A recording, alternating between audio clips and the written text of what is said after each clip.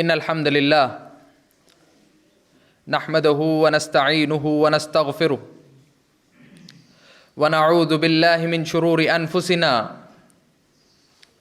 ومن سیئات اعمالنا من يهده الله فلا مضل له ومن يضلله فلا هادي له ونشهد ان لا اله الا الله وحده لا شريك له ونشهد ان محمدا عبده ورسوله اما بعد فان خير الحديث كتاب الله وخير الهدي هدي محمد صلى الله عليه وسلم وشر الامور محدثاتها وكل محدثة بدعة وكل بدعة ضلالة وكل ضلالة في النار.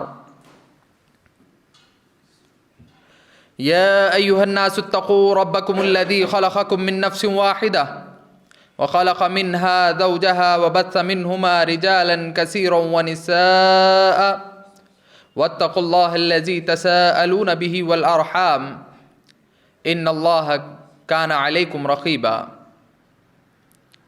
فأعوذ بالله السميع العليم من الشيطان الرجيم. بسم الله الرحمن الرحيم. قاف والقرآن المجيد بل عجبوا أن جاءهم منذر منهم فقال الكافرون هذا شيء عجيب أإذا متنا وكنا ترابا ذلك رجع بعيد. وقال الله تبارك وتعالى في موضع آخر يرفع الله الذين آمنوا والذين أوتوا العلم درجات. وقال النبي صلى الله عليه وسلم روى أنس بن مالك رضي الله تعالى عنه قال النبي صلى الله عليه وسلم طلب العلم فريضة على كل مسلم. وقال النبي صلى الله عليه وسلم في موضع آخر روى عبد الله بن مسعود رضي الله تعالى عنه قال خير الناس قرني ثم الذين يلونهم ثم الذين يلونهم ثم الذين يلونهم. محترم حاضرین، تمام قسم کی تعریفیں، کبریائی، بڑائی، بزرگی، پاکی، ہر قسم کی تعریف صرف اور صرف اس اللہ وحدہ لا شریک کے لائق و زیبا ہے جو اس روئے زمین کا خالق ہے، رازق ہے، مالک ہے. وہی ہے جس نے لوگوں کی ہدایت کے لیے انبیاء علیہم السلام کو مبعوث فرمایا. بے شمار درود و سلام ہو تمام انبیاء علیہم السلام پر، خصوصاً میرے اور آپ کے نبی جناب محمد رسول اللہ صلی اللہ علیہ وسلم پر. محترم حاضرین، آج کے اس خطبہ جمعہ میں مجھے جس عنوان پر لب کشائی کرنے کی سعادت نصیب ہوئی ہے وہ ہے اسلاف کی علمی زندگی. محترم حضرات، اس موضوع میں داخل ہونے سے قبل میں اس موضوع کی وضاحت کر دینا چاہتا ہوں، اس عنوان کی وضاحت کرنا چاہتا ہوں. عنوان ہے اسلاف کی علمی زندگی. سب سے پہلے ہمیں یہ جان لینا چاہیے کہ اسلاف کہتے کسے ہیں. جب تک ہم یہ نہیں جانیں گے تو پھر ہمارا یہ موضوع سمجھنا ممکن نہیں ہے. محترم حضرات، اسلاف یہ سلف کی جمع ہے. عربی لغت میں سلف کہتے ہیں جو آپ سے پہلے گزر گئے ہوں، آپ کے جو پہلے آبا و اجداد تھے انہیں سلف کہا جاتا ہے. یعنی آپ اپنے آنے والی نسلوں کے لیے سلف ہیں، اسی طرح آپ کے آبا و اجداد آپ کے لیے سلف تھے. محترم حاضرین، اس میں دو قسم ہیں. ایک تو اچھے لوگ جو آپ سے پہلے گزر گئے ہوں، اور ایک ہیں برے لوگ جن کی آپ اتباع نہیں کریں گے، جو آپ سے پہلے گزر گئے ہیں اور آپ ان کی اتباع ہرگز نہیں کریں گے.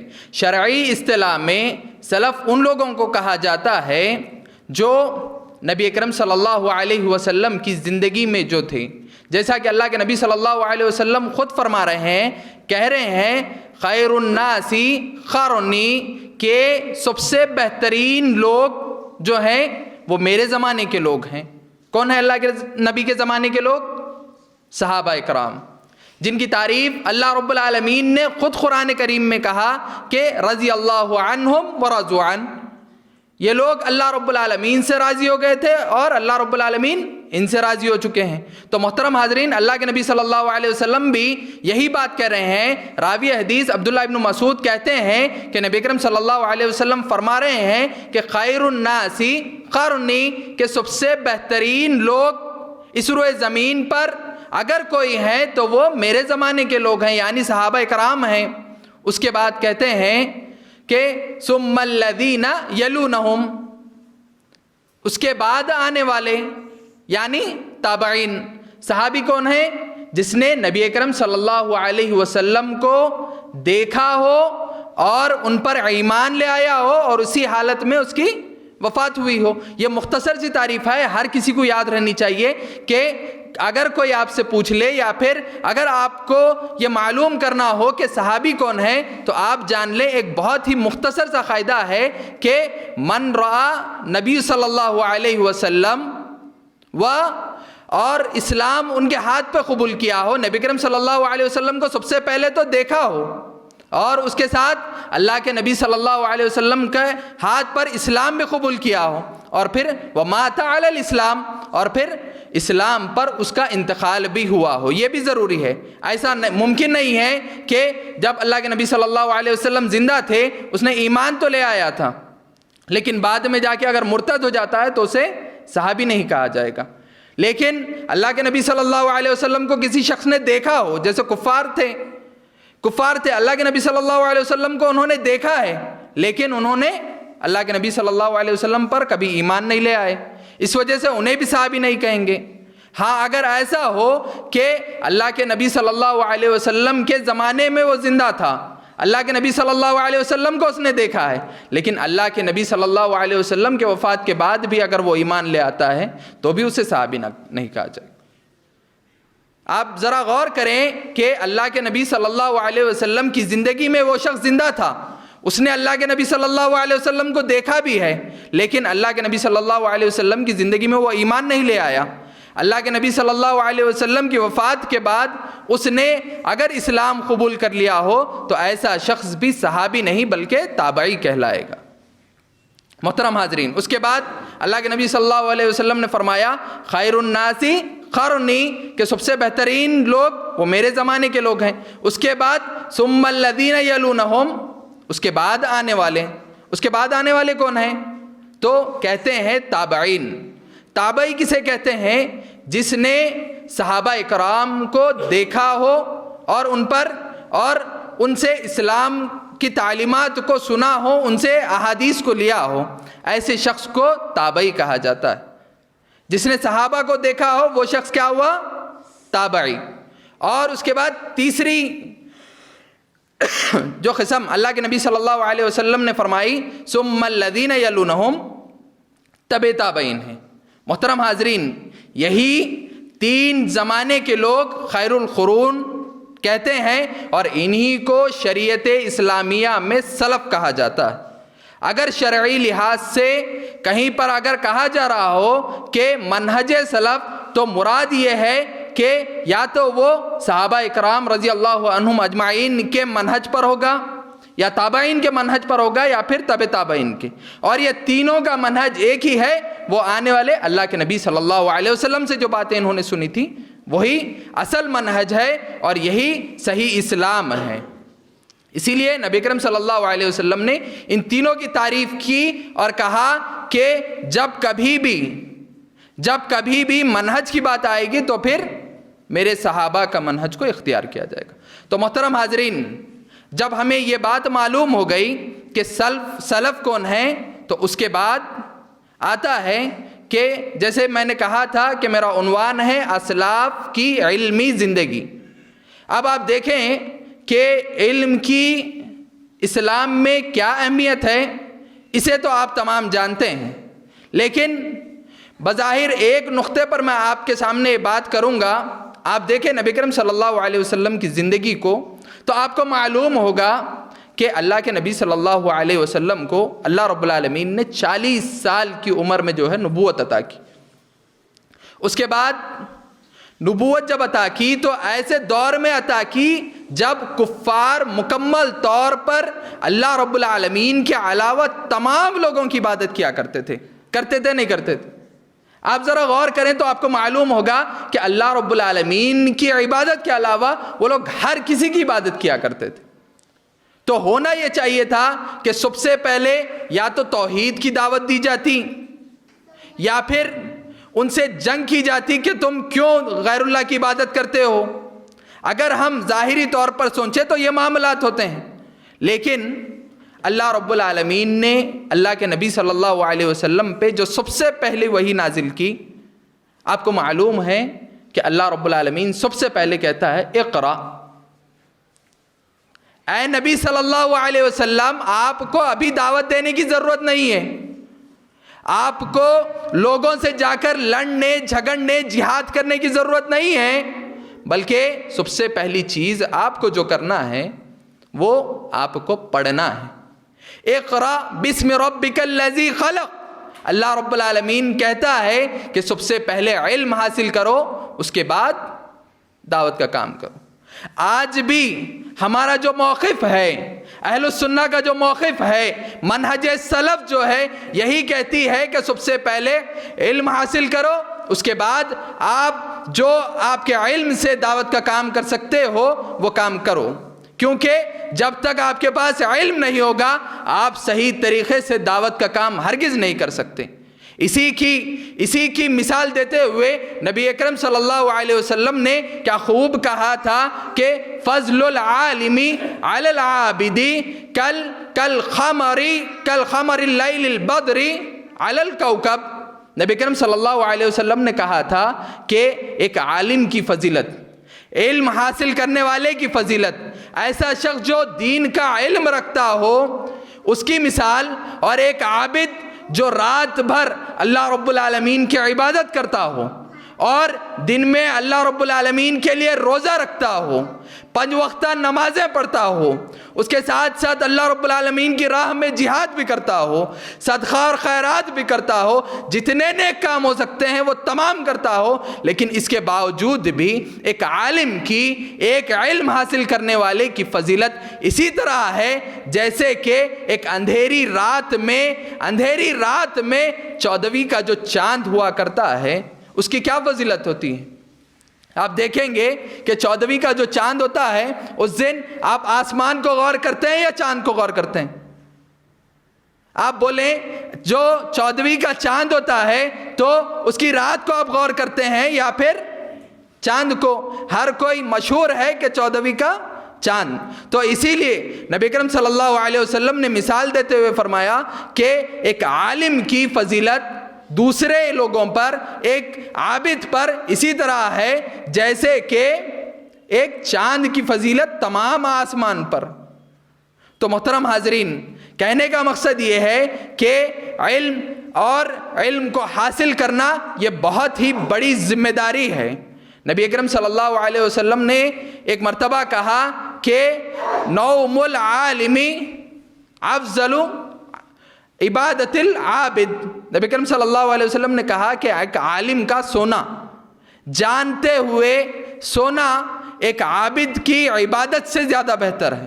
یعنی ایک جاہل ہے اور وہ کئی سارے عبادات کرتا ہے، آپ اپنی زندگی میں کئی سارے نمازیں پڑھتے ہوں گے، لیکن اگر آپ کو علم نہیں ہے کہ صحیح طریقہ کیا ہے، کس طریقے سے ہم اگر نماز پڑھیں گے تو قبول ہوگی، اور کس طریقے سے اگر ہم اللہ رب العالمین کی عبادت کریں گے، اگر ہمیں طریقہ نہیں معلوم، بس ہم بغیر علم کے عبادت کرتے جا رہے ہیں تو پھر یہ عبادت آپ کی قابل قبول ہے ہی نہیں. مثلا اس کی مثال میں دیتا ہوں. اگر کوئی شخص کہے کہ میں ظہر کی نماز عصر کے وقت اور عصر کی نماز جو ہے مغرب کے وقت اگر پڑھوں گا اور وہ کہتا ہے کہ میں مغرب کی 4 رکعتیں پڑھوں گا، عصر کی 2 رکعتیں پڑھوں گا، ایسا اگر اپنی عبادتوں کو بڑھا بھی دیتا ہے تو کیا اس کی عبادت قبول ہے؟ کیا اس کی عبادتیں قبول ہیں؟ تو محترم حاضرین، جب تک علم حاصل نہیں کریں گے اس وقت تک آپ کی عبادتیں بھی قبول نہیں ہو سکتی۔ اسی لیے آپ دیکھیں گے کہ اسلاف کی زندگی میں علم کی بڑی اہمیت تھی۔ جیسا کہ میں نے کہا تھا کہ میرا عنوان ہے اسلاف کی علمی زندگی، کہ سلف کی زندگی میں علم کی کیا اہمیت تھی۔ اب آپ سنیں اللہ کے نبی صلی اللہ علیہ وسلم کی مشہور حدیث، میں سمجھتا ہوں کافی سارے لوگوں کو یہ حدیث یاد بھی ہوگی، بارہا میں نے اس حدیث کو دہرایا ہے۔ انس بن مالک راوی حدیث ہیں، کہتے ہیں کہ نبی کریم صلی اللہ علیہ وسلم نے فرمایا طلب العلم، علم کا حاصل کرنا فریضۃ علی کل مسلم، علم کا حاصل کرنا ہر مسلمان مرد اور عورت پر فرض ہے۔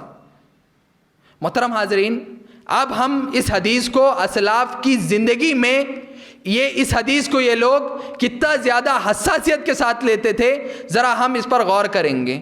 آپ دیکھیں کہ یہ لوگ اس حدیث کو ایسے سمجھتے تھے کہ علم کا حاصل کرنا گویا ہم پر ایسے ہی فرض ہے جیسے ہم پر 5 وقتہ نمازیں فرض ہیں، جیسا ہم پر رمضان کے 30 روزے رکھنا فرض ہیں، اسی طرح علم کا حاصل کرنا بھی ہم پر فرض ہے۔ دین کی بنیادی تعلیم کا، اللہ رب العالمین کی معرفت، رسول اکرم صلی اللہ علیہ وسلم کی اطاعت کس طرح کی جائے، یہ ان کے نزدیک سب سے زیادہ اہم، اور اس کو یہ لوگ فرض عین سمجھتے تھے کہ ہر شخص کو بنیادی تعلیمات تو دین کی معلوم ہونی چاہیے۔ جس طرح ہم پر نماز فرض ہے، ہمیں معلوم ہے کہ دن میں 5 وقتہ ہم پر نماز فرض ہے، اسی طرح اس کا علم حاصل کرنا بھی ہم پر فرض ہے۔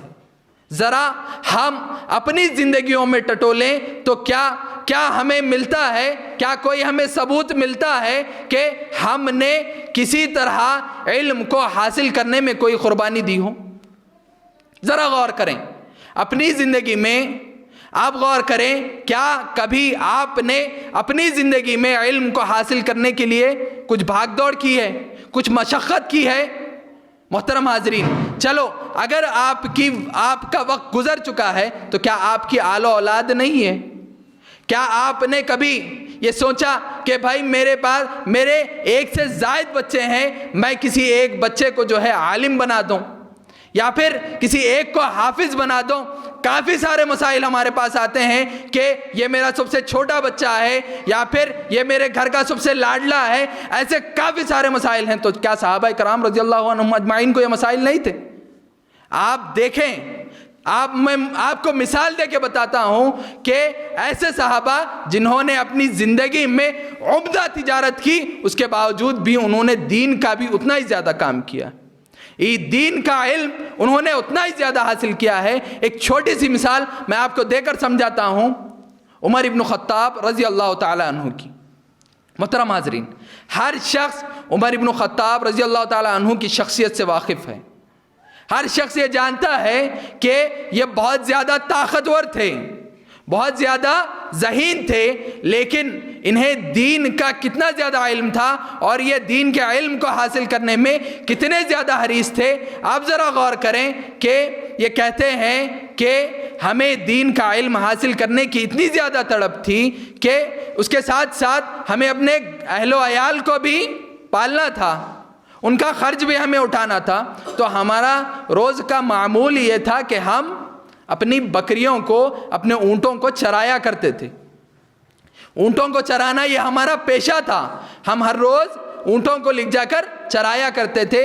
تو ہم کیا کرتے کہ 1 سے 4 سے 5 ساتھی جمع ہو جاتے اور کیا کرتے، ایک شخص کو متعین کرتے کہ تم آج اللہ کے نبی صلی اللہ علیہ وسلم کی صحبت میں چلے جاؤ، اللہ کے نبی صلی اللہ علیہ وسلم کی صحبت میں چلے جاؤ، اور دن میں جتنا کچھ اللہ کے نبی صلی اللہ علیہ وسلم کہیں گے تم انہیں یاد کر لینا۔ جو کچھ بھی احادیثیں، جو کچھ بھی قرآن کی آیتیں اللہ کے نبی صلی اللہ علیہ وسلم اس دن کہیں گے تمہیں یاد کرنا ہے، اور تمہاری جو اونٹیں ہیں وہ ہمیں دے دو، ہم انہیں تقسیم کر لیں گے اور ہم یہ 4 لوگ جو ہیں انہیں چرا لیں گے، اور تم جاؤ اور اللہ کے نبی صلی اللہ علیہ وسلم کے پاس علم حاصل کرو۔ پھر جب شام کو اونٹیں چرا کر واپس آتے، اس کے بعد اس شخص کو وہ لوگ بلاتے اور پھر کہتے کہ چلو آج ہمیں بتاؤ اللہ کے نبی صلی اللہ علیہ وسلم نے کیا بات کہی۔ ذرا غور کریں آپ، کیا یہ تجارت نہیں ہے؟ آج ہمارے پاس کافی سارے مسائل ہیں۔ لوگ کہتے ہیں کہ نماز کو کیوں نہیں آ رہے، تو کہتے ہیں کہ تجارت سے وقت نہیں ملتا۔ محترم حاضرین، دینے والی ذات کس کی ہے؟ آپ چھوٹا سا نقطہ ہے، غور کر لیں تو آپ کو معلوم ہوگا کہ دینے والی ذات کس کی ہے۔ کیا آپ کو اس بات پر یقین نہیں ہے کہ اللہ رب العالمین جب آپ کو اپنی عبادت کے لیے بلا رہا ہے تو وہ آپ کے بال بچوں کے رزق کی بھی ذمہ داری لے سکتا ہے؟ آج ہمارے پاس کافی سارے مسائل ہیں، کہتے ہیں کہ تجارت سے وقت نہیں ملتا تاکہ نماز پڑھ لیں۔ محترم حاضرین، میرا کہنا یہ ہے کہ کیا اللہ رب العالمین کے پاس اتنی طاقت نہیں ہے کہ وہ آپ کی تجارت میں برکت عطا کر سکے؟ ہرگز نہیں۔ آپ دیکھیں صحابہ اکرام رضی اللہ عنہم اجمعین اس علم کو حاصل کرنے کے لیے کتنے زیادہ حریص رہتے تھے۔ سب سے زیادہ حدیثوں کو روایت کرنے والے صحابی کون؟ ابو ہریرہ رضی اللہ تعالی عنہ۔ وہ کہتے ہیں کہ سب سے زیادہ احادیث میں نے اللہ کے نبی صلی اللہ علیہ وسلم سے اس لیے روایت کی ہیں کہ انصار اپنی کھیتی باڑی میں مصروف رہا کرتے۔ دن میں وہ لوگ کھیتی باڑی میں ان کا پیشہ تھا کہ وہ کھیتی باڑی کرتے، زراعت کرتے، تو دن میں وہ لوگ وہاں پر مصروف رہا کرتے۔ لیکن اور مہاجرین اپنی تجارتوں میں، کیونکہ وہ مکہ سے آئے ہوئے تھے، ان کے پاس کچھ مال نہیں تھا، جتنا کچھ مال تھا اللہ کی راہ میں قربان کر دیے، چھوڑ کر سیدھا مدینہ خالی ہاتھ آ چکے تھے۔ اس وجہ سے انہیں تجارت کی ضرورت تھی تو وہ تجارت کر لیتے۔ لیکن میں دن میں اور پھر ہر وقت اللہ کے نبی صلی اللہ علیہ وسلم کے ساتھ رہا کرتا تھا۔ دیکھیں یہ ہمارے اسلاف ہیں، جو اصحاب صفہ جو مسکین ہیں، ان میں سے ایک مسکین میں بھی تھا۔ جانتے ہیں ان کے کھانے کا کیا معاملہ تھا؟ اصحاب صفہ یہ ایک چھوٹا سا گروہ تھا جو اللہ کے نبی صلی اللہ علیہ وسلم سے دین کا علم حاصل کرتا تھا۔ تو ان کا معاملہ یہ تھا کہ مسجد نبوی کے پاس جو ایک چبوترا تھا اس پر یہ لوگ رہا کرتے تھے، اور ان کے کھانے پینے کا انتظام ایسا ہوتا کہ مسجد نبوی میں اگر کوئی شخص لا کر ایک کھجور کا گوشہ اٹکا دیتا تو پھر اسی کو کھا کر وہ اپنی زندگی بسر کیا کرتے تھے، کوئی تجارت نہیں کیا کرتے تھے۔ کیا کوئی ایسی گروہ ہمارے پاس ہے جو اللہ رب العالمین کی راہ میں اس طرح عمل کرتی ہیں؟ ذرا غور کرنے کا مقام ہے۔ میں کہہ رہا ہوں ہم دوسرے معاشرے میں ڈھونڈنے کے بجائے ہم اپنے گھر میں ٹٹولیں کہ ہم کیا کر سکتے ہیں۔ کیا ہماری آل و اولاد میں سے ہم کسی کو دین کا علم حاصل کرنے کے لیے بھیج سکتے ہیں؟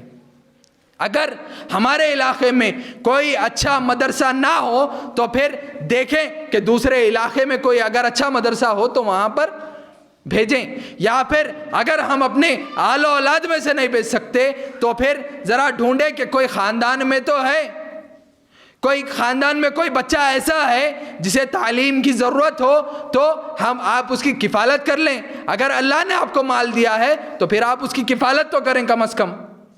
محترم حاضرین، کرنا اگر چاہیں تو پھر کئی سارے راستے ہیں، لیکن اگر نہ کرنا چاہیں تو پھر آپ کو کتنا بھی بول دیا جائے کوئی بھی نہیں کرا سکتا۔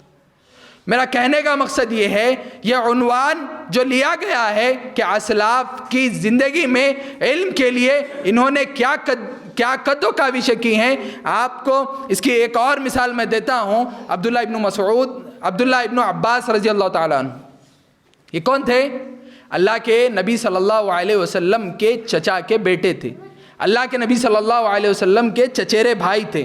یہ کہتے ہیں کہ کسی ایک حدیث کو حاصل کرنے کے لیے ہمارا یہ معمول ہوتا، میرا یہ معمول ہوتا کہ مجھے اگر معلوم ہو جاتا کہ فلاں شخص کے پاس اللہ کے نبی صلی اللہ علیہ وسلم کی کوئی حدیث ہے، یعنی اللہ کے نبی صلی اللہ علیہ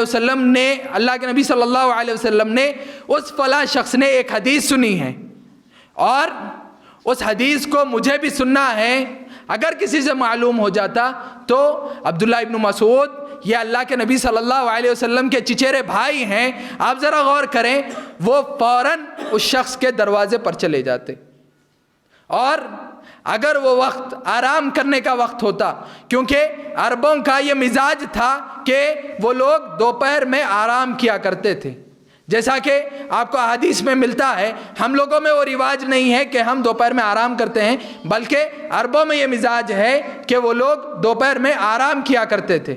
دوپہر کا جو وقت ہوتا سخت گرمی ہوا کرتی تھی، اس وجہ سے وہ لوگ آرام کیا کرتے تھے۔ آپ ہندوستان کے اگر دوسرے کچھ علاقوں میں بھی اگر دیکھیں گے تو یہ معمول ہے۔ تو محترم حاضرین، اسی طرح وہ کہتے ہیں کہ اگر وہ ان کے آرام کرنے کا وقت ہوتا تو پھر میں ان کی چوکھٹ پر اپنے سر کو رکھ دیتا، یعنی وہیں پر میں سو جاتا، میں بھی کچھ دیر آرام کر لیتا۔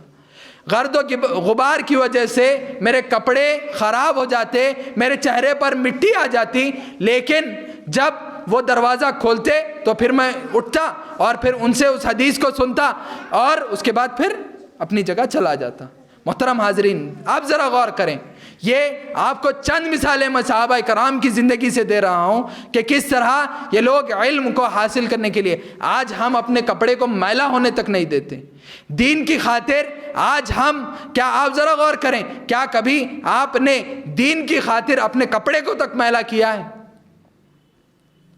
دعوت دین کے لیے ہم نے کیا کیا ہے؟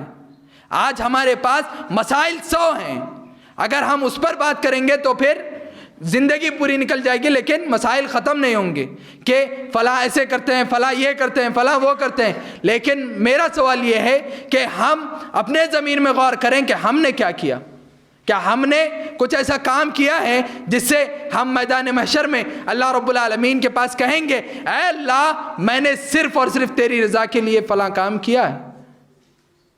اپنی تنہائی میں کیا آپ نے کبھی ایسا کچھ کام کیا ہے، یا پھر مخفی طور پر، خفیہ طور پر آپ نے کچھ ایسا کام کیا ہے جس سے آپ ڈنکے کی چوٹ پر یہ کہہ سکتے ہو کہ اللہ رب العالمین کے پاس اے اللہ میں نے یہ کام کیا تو صرف اور تیری رضا کے لیے کیا؟ کیا ہم یہ کہہ سکتے ہیں؟ محترم حاضرین، اگر نہیں ہے تو پھر کرنے کی کوشش کریں، اور اگر مل کر سکتے ہیں تو یہ بہت ہی اچھی بات ہے اور ہمیں کرنا بھی چاہیے۔ سب سے پہلے ہمیں اپنے اسلاف کی زندگیوں میں دیکھنا چاہیے کہ وہ لوگ کس طرح کام کیا کر سکتے تھے۔ آپ دیکھیں عمر ابن خطاب رضی اللہ تعالی عنہ اتنے زیادہ متقی تھے، اتنے زیادہ پرہیزگار تھے، وہ کہتے ہیں کہ اگر میں کوئی عمل دیکھ لیتا کہ اللہ کے نبی صلی اللہ علیہ وسلم فلاں عمل کر رہے ہیں تو میری یہ خواہش ہوتی کہ مجھے اگر موقع ملے تو میں بھی اس عمل کو کر لوں گا۔ محترم حاضرین، آپ دیکھیں اللہ رب العالمین کی راہ میں خرچ کرنے کا کیا معاملہ تھا۔ ایک مرتبہ نبی اکرم صلی اللہ علیہ وسلم حکم دیتے ہیں کہ تم لوگ اللہ رب العالمین کی راہ میں خرچ کرو۔ عمر ابن خطاب کہتے ہیں کہ میں اپنے گھر گیا اور جا کر دیکھا کہ کچھ مال ہے، تو میں نے سوچا کہ اس آدھے مال کو میں لے لوں گا اور آدھا مال اپنے گھر والوں کے لیے رکھ دوں گا، اور آج انشاءاللہ میں ابو بکر سے آگے بڑھ جاؤں گا عمل میں۔ جیسے وہ اللہ کے نبی صلی اللہ علیہ وسلم کے پاس آتے ہیں اور اپنے مال کو پیش کرتے ہیں تو اللہ کے نبی صلی اللہ علیہ وسلم عمر ابن خطاب سے پوچھتے ہیں کہ اے عمر، اپنے گھر والوں کے لیے کیا چھوڑا؟ ایسا تو نہیں کہ تمام کا تمام مال تم نے اللہ کی راہ میں خرچ کر دیا اور اپنے اہل و عیال کو بھوکا سلا رہے ہو؟ تو اس وقت عمر ابن خطاب کہتے ہیں اے اللہ کے نبی صلی اللہ علیہ وسلم، میں نے اپنا آدھا مال اللہ کی راہ میں اور آدھا مال اپنے گھر والوں کے چھوڑ دیا۔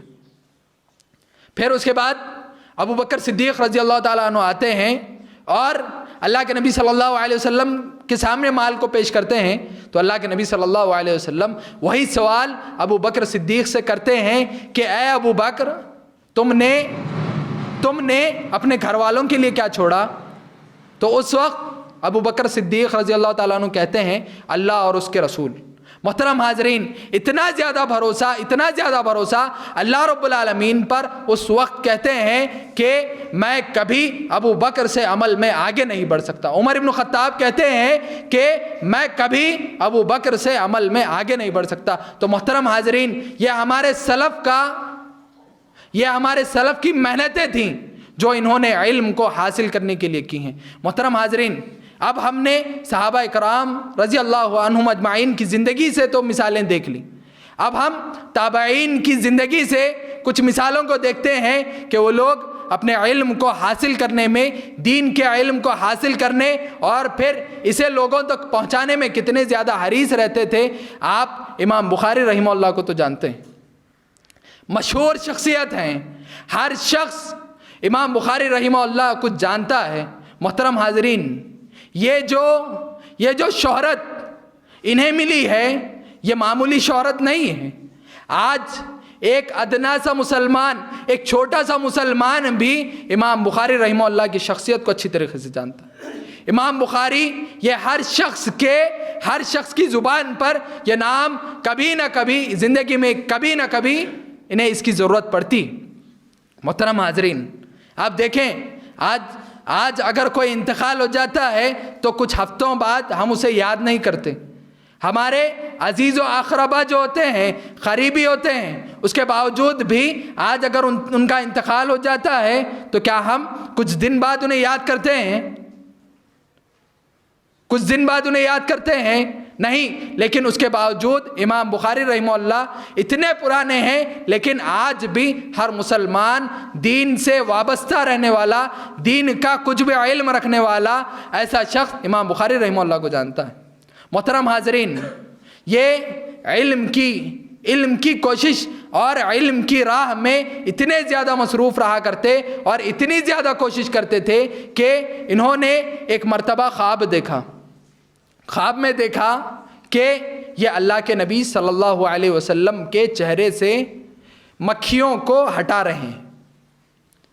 تو اس خواب کو جب انہوں نے دیکھا، یہ اپنے استاد کے پاس گئے اور کہا کہ اے میرے استاد، میں نے اس قسم کا خواب دیکھا ہے۔ آپ اگر مقدمہ صحیح بخاری پڑھیں گے تو آپ کو یہ واقعہ بڑے ہی تفصیل سے ملے گا، آپ کو معلوم بھی ہوگا کہ اے میرے استاد، میں نے فلاں خواب دیکھا ہے کہ میں اللہ کے نبی صلی اللہ علیہ وسلم کے چہرے سے جو ہے مکھیوں کو ہٹا رہا ہوں، اڑا رہا ہوں۔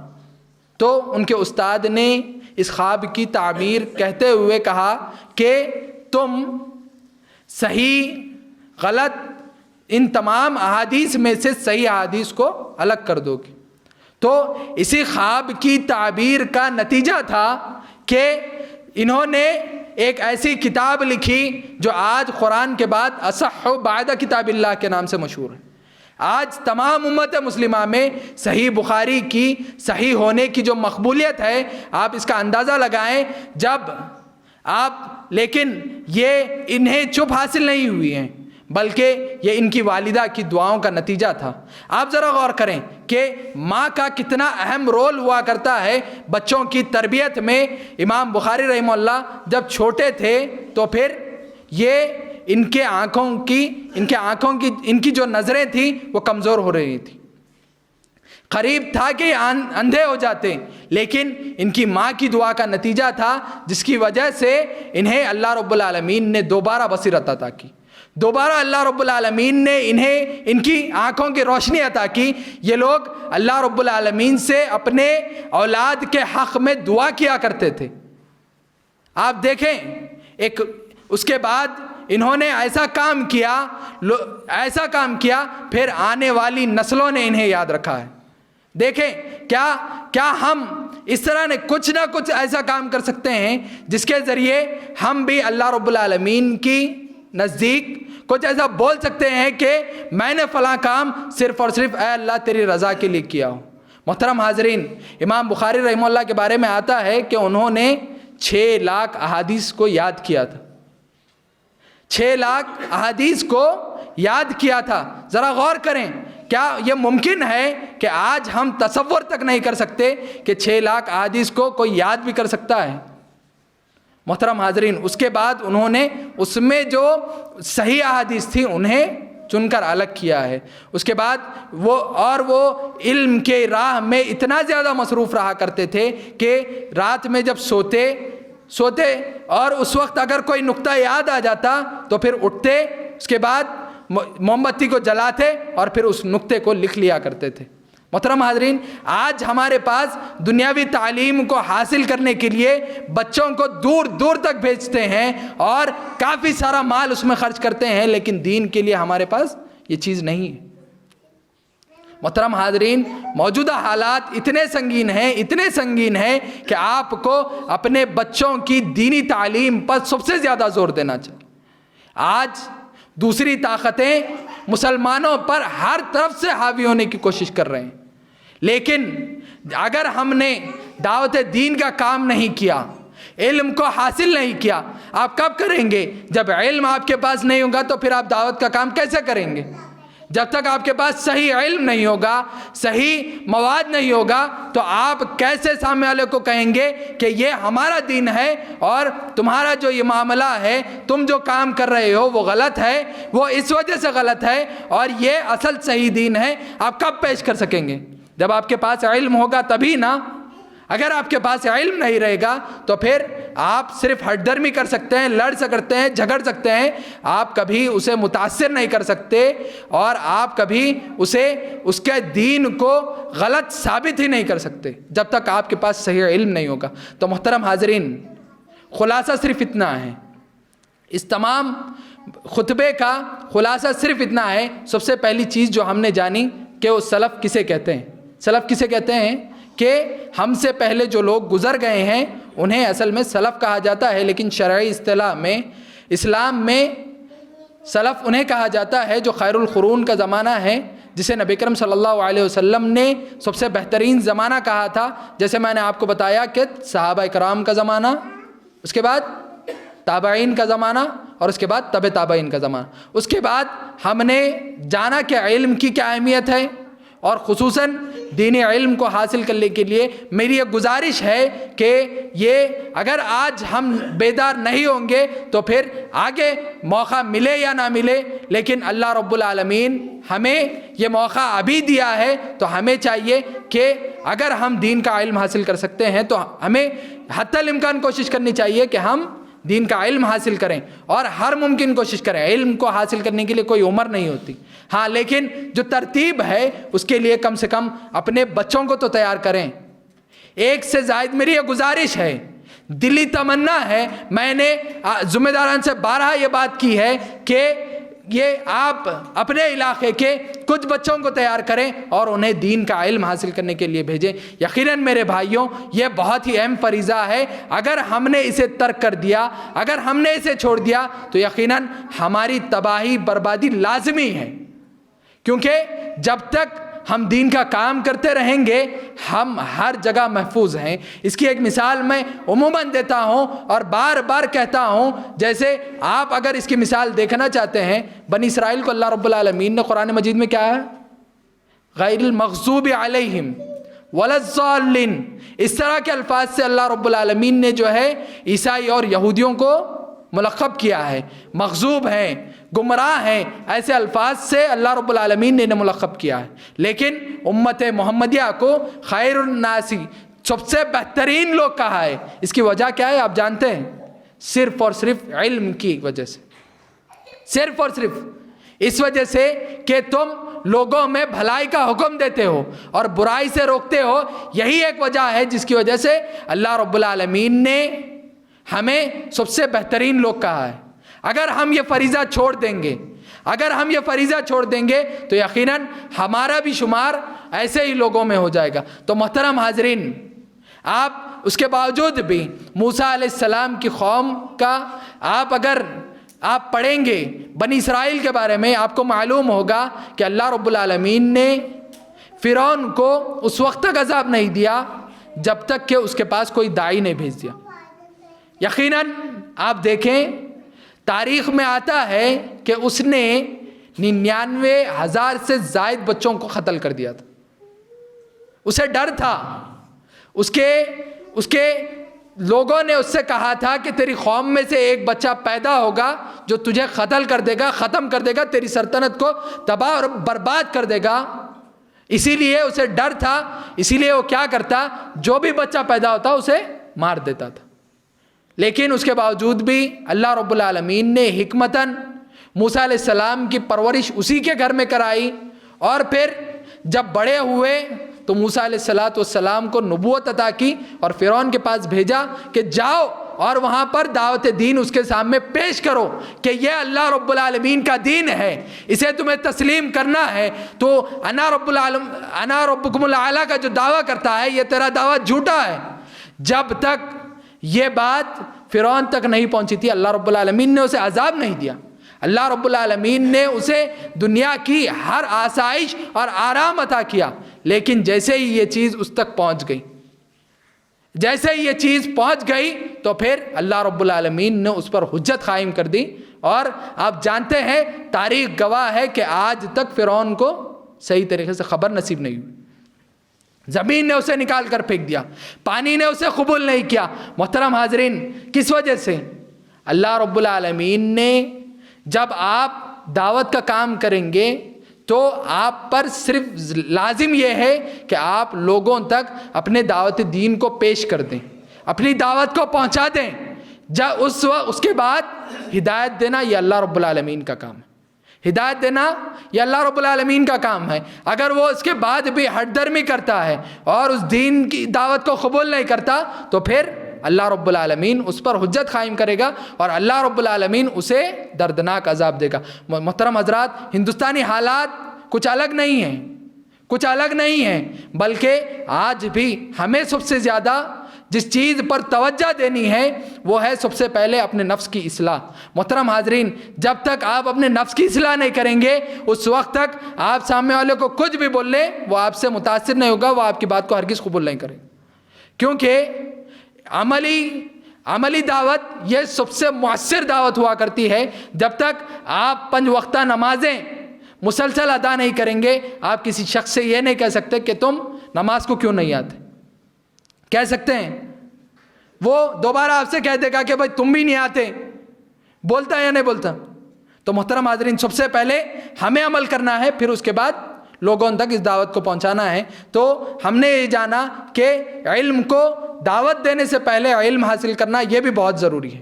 جب تک علم حاصل نہیں کریں گے تو پھر کوئی معاملہ نہیں ہو سکتا۔ آخر میں اللہ رب العالمین سے دعا گو ہوں کہ اللہ رب العالمین ہم تمام کو سننے سے زیادہ عمل کرنے کی توفیق عطا فرمائے۔ جو کچھ باتیں اس خطبے میں کہی گئی ہیں سب سے پہلے مجھے اس پر زیادہ سے زیادہ عمل کرنے کی توفیق عطا فرمائے، اور پھر آپ لوگوں کو بھی اس پر عمل کرنے اور عملی جامہ پہنانے کی توفیق عطا فرمائے۔ آمین یا رب العالمین۔ والسلام علیکم ورحمۃ اللہ وبرکاتہ۔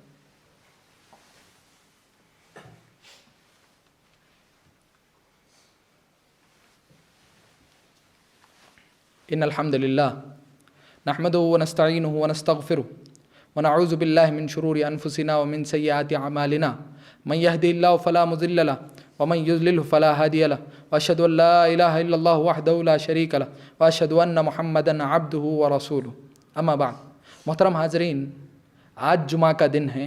جیسا کہ آپ تمام جانتے ہیں کہ جمعہ کے دن کی ایک بہت ہی عظیم فضیلت ہے جسے ہم نے نظر انداز کر دیا ہے، چھوڑ دیا ہے۔ محترم حضرات، جب میں خطبے کے لیے کھڑا ہوا تھا اس وقت بہت ہی کم لوگ مسجد میں حاضر تھے۔ محترم حضرات، ذرا غور کرنے کا مقام ہے، اگر ہم نے دین کے کام کو چھوڑ دیا، دینی تعلیمات کو چھوڑ دیا، تو اللہ رب العالمین ان کافروں میں سے جو ہے ہدایت دے کر ان سے دین کا کام لے سکتا ہے۔ اللہ رب العالمین اس پر قادر ہے۔ ضروری نہیں ہے کہ آپ ہی سے اللہ رب العالمین کام لے، آپ کو تباہ اور برباد کر کے بھی اللہ رب العالمین ان کافروں سے بھی کام کو لے سکتا ہے۔ جیسے اللہ رب العالمین نے اس کا مظہر، آپ تاریخ اگر پڑھیں گے تو آپ کو معلوم ہوگا کہ یقیناً اللہ رب العالمین نے اس طرح کیا ہے۔ تاتاری جو تھے، مغل، اور جو ایسے، اگر اس کی مثالیں دیکھیں گے آپ تو یہ لوگ پہلے مسلمانوں کو ختم کرنے کے لیے آئے، بغداد کو تباہ کر دیا تھا ان لوگوں نے، لیکن اس کے بعد اللہ رب العالمین نے انہی کو ہدایت دی، پھر ان کے ذریعے دین کا کام اللہ رب العالمین نے کیا۔ تو محترم حاضرین، جمعہ کا دن اس کی بہت زیادہ فضیلت ہے۔ اس کی فضیلت اس وجہ سے ہے کہ اس دن خطبے کو اللہ رب العالمین نے رکھا ہے۔ خطبے کو اللہ رب العالمین نے ظہر کی 2 رکعتوں کے بجائے اس خطبے کو رکھا ہے، اور ہر ایک پر لازم ہے، ہر مسلمان پر لازم ہے کہ وہ امام کے ممبر پر چڑھنے سے پہلے جو ہے آ جائے۔ یہ ہر کسی پر لازم ہے۔ اللہ رب العالمین کہتے ہیں کہ فَإِذَا نُودِيَ لِلصَّلَاةِ مِن يَوْمِ الْجُمْعَةِ فَاسْعَوْا إِلَىٰ ذِكْرِ اللَّهِ وَذَرُوا الْبَيْعَ، اس بارے میں کہتے ہیں کہ تجارت کو ترک کر دو، چھوڑ دو۔ جمعہ کی اذان کے بعد یقین جانے تجارت کرنا حرام ہے۔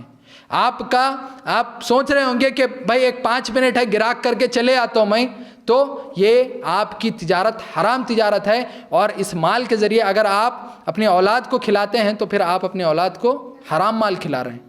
غور کریں، چھوٹی چیز ہے، دکھنے میں بڑی چھوٹی ہے، دکھنے میں آپ کو اس کی حساسیت کا اندازہ اسی وقت ہوگا جب آپ اس معاملے کو حساسیت کے ساتھ لیں گے، جب غور سے اس بات کو لیں گے تو معلوم ہوگا۔